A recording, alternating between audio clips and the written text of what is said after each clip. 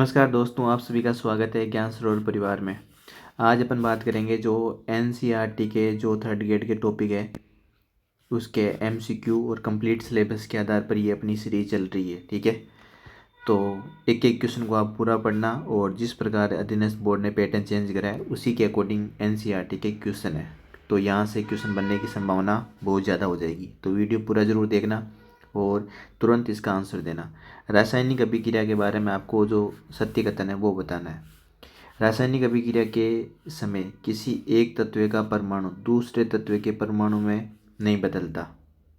Option number पहला आपके ये, किसी रासायनिक अभिक्रिया में परमाणु के आपसी आबंध के टूटने व जुड़ने से नए पदार्थ का निर्माण होता है। ठीक है, और आपके सामने ऑप्शन है केवल एक, केवल दो, एक और दो, या न तो एक या न दो। बताओ इसका क्या आंसर आएगा। आपके सामने है क्वेश्चन,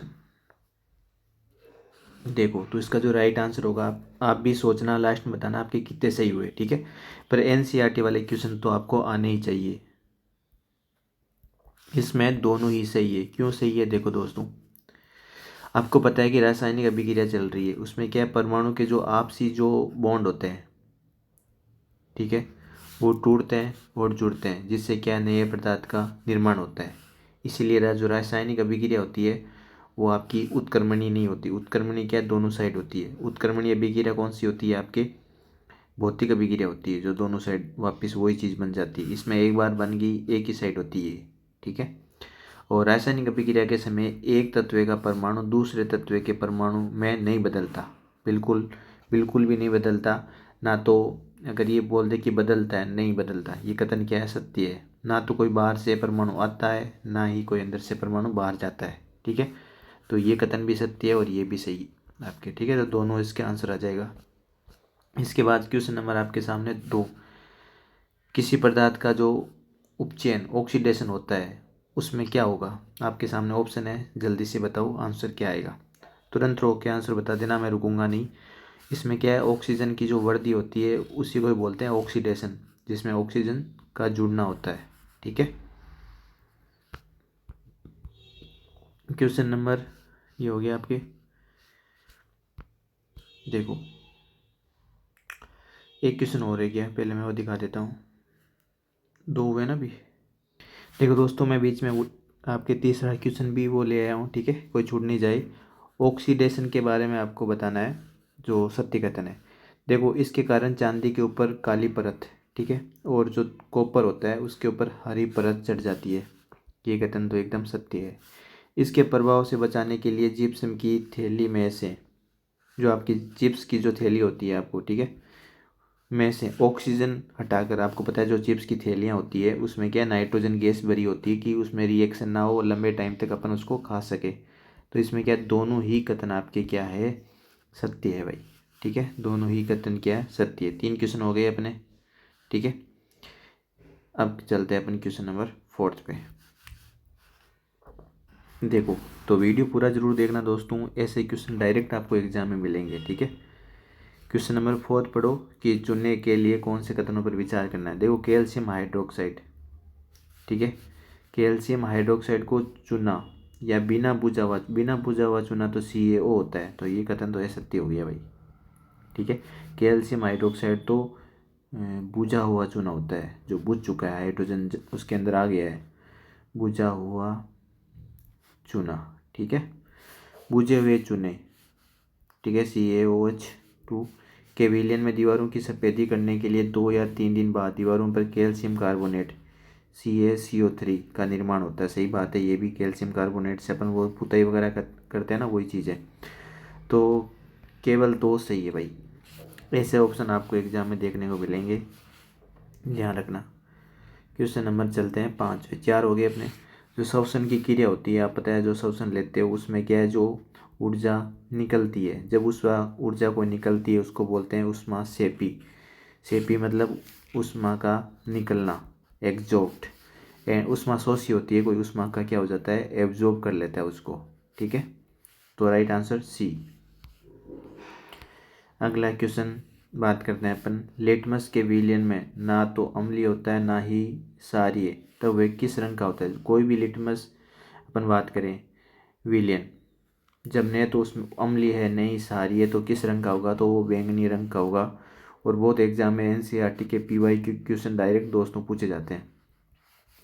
इस क्लास के आपको मैंने शैक्षिक परिदृश्य वाली क्लासें सारी करवा दी है, वो देखना। आईसीटी करवा दी, राजस्थानी भाषा आरबीसी वाली बोर्ड से करवा दिए, तो ये एक भी चीज़ छोड़ना मत। सुजस करवा दी नवंबर दिसंबर, तो सारी क्लासेज छोटी छोटी क्लासेज है वो ज़रूर देखना। अपन रिवीजन के मोड पे चल रहे हैं एनसीईआरटी क्वेश्चन, तो आप जल्दी जल्दी इसको देखना है ना, क्योंकि टाइम कम है। अम्ल और क्षार के बारे में सत्य कथन बताना है। अम्ल स्वाद में खट्टे, ठीक है, कड़वे नहीं होते, कड़वे होते हैं आपके क्षारक। तो पहला कथन क्या हो जाएगा, असत्य। चीज़ों को बिल्कुल आपको ऐसे ही देखना है। अम्ल क्या होता है, नीले को लाल कर देता है, सही बात है। क्षार लाल को क्या कर देगा, नीला, सत्य बात है भाई। अम्ल व क्षारक दोनों विद्युत के सुचालक होते हैं। दोनों विद्युत के, देखो जब तक दोनों ही विद्युत के अम्ल और क्षारक, अच्छा क्वेश्चन है, कुचालक होते हैं, पर अम्ल और क्षार का जो जलीय विलयन होता है वो सुचालक होता है, जलीय विलयन। थोड़ा सा डिफरेंस है, आपको पता है इसमें H प्लस आयन, उनमें जलीय विलयन वगैरह में H plus O H minus आयन आ जाता है, इसलिए इसका जो जलीय विलयन है वो तो सुचालक होता है। पर अम्ल व क्षारक दोनों विद्युत के नॉर्मल पूछे तो ये कुचालक ही होते हैं, ठीक है। तो क्या हो जाएगा भाई, केवल दो सही है, केवल दो ही सही है आपकी, ठीक है, बाकी सारे ही गलत हो जाएंगे। अगला देखो, एक सेकंड भाई। अगला है कि कौन सा तत्व सभी अम्लों में निश्चित रूप में उपस्थित होता है। कौन सा तत्व अम्लों में निश्चित रूप में उपस्थित होता है। Hydrogen, chlorine, sulphur, sodium. तो हाइड्रोजन सभी अम्लों में होता है, ठीक है, H प्लस देते हैं आयन। अगला है कपड़ों पर लगे हल्दी के दाग। हल्दी के दाग पर जब क्षारकीय प्रकृति वाला साबुन रगड़ते हैं तब उस धब्बे का रंग कैसा हो जाता है भाई, भूरा लाल हो जाता है। ऐसा इसलिए होता है, क्यों होता है ऐसा, जब हल्दी लगे हुए कपड़ों पर क्षारकीय प्रकृति वाला साबुन आप रगड़ते हो, ये कपड़ा है यहाँ हल्दी लगी हुई है, क्षार वाली साबुन आप ऐसे रगड़ते हो इसको, तो उस धब्बे का रंग भूरा और लाल हो जाता है। ऐसा इसलिए होता है, देखो दोस्तों, क्योंकि हल्दी होती है एक प्रकार से आपके प्राकृतिक सूचक होती है, ठीक है। तो ये चीज़ आप ध्यान रखना भाई। क्वेश्चन नंबर 5वां देखो और इसका आंसर दो साथ साथ। मानव उदर के संबंध में विचार कीजिए। मानव उदर सल्फ्यूरिक अम्ल उत्पन्न करता है, उदर की हानि पहुंचाए बिना भोजन के पाचन में सहायक होता है। मानव उदर सल्फ्यूरिक एस्ट्रेसोफोन थोड़ी करता है, क्या करता है, HCl करता है, तो ये असत्य हो जाएगा, ठीक है। और अपच की उपस्थिति में मानव उदर बहुत अधिक मात्रा में अम्ल उत्पन्न करता है, HCl, उदर में जलन अनुभव होता है, ये कथन तो सत्य है भाई, ठीक है। तो केवल सत्य, दो ही सत्य है, राइट आंसर दो हो जाएगा, ठीक है। सुपरफास्ट रिवीजन है तो थोड़ा सा आप भी पढ़, तो आपने भी रख रहा, आप सारा इसने रख लिया होगा, अब फिर एक टाइम देख लो कि ऐसे क्वेश्चन एनसीईआरटी के क्वेश्चन है वो आप ज़रूर देख लेना। पीएच स्केल के बारे में निम्न कथनों पर विचार कीजिए। सामान्यतः 0 से 14 तक पीएच ज्ञात कर सकते हैं, सत्य है भाई। इस विलयन में हाइड्रोजनियम आयन की सांद्रता H3O प्लस की सांद्रता जितनी अधिक होती है पीएच उतनी अधिक नहीं होती, कम होती है। हाइड्रोजन जो हाइड्रोनियम आयन होते हैं उनकी सांद्रता जितनी अधिक होगी पीएच उतनी ही कम होगी, तो ये सत्य हो गया। किसी भी उदासीन विलयन की पीएच का मान 7 होता है, बिल्कुल 1 और 3 ही सही है, 1 और 3 ही सही है भाई। अगला, जो मानव शरीर की पीएच इनके बीच में होती है, फिक्स पूछे तो 7.4 होती है। वर्षा जल में पीएच का मान 5.6 से कम होने पर वह वर्षा जल अम्लीय हो जाता है, बिल्कुल सही बात है, सत्य सत्य सत्य, ठीक है।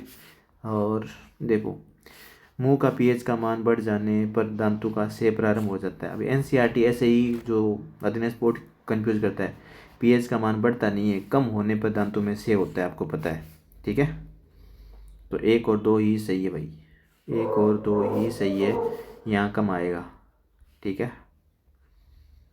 नेक्स्ट क्वेश्चन है, जो नेटल पौधे में पत्तों को छूने पर डंक जैसा दर्द होता है, ये दर्द किस अम्ल से उत्पन्न होता है। नेटल पौधे में पत्तों को छूने से ये आपके मेथोनिक अम्ल स्राव होता है, ठीक है।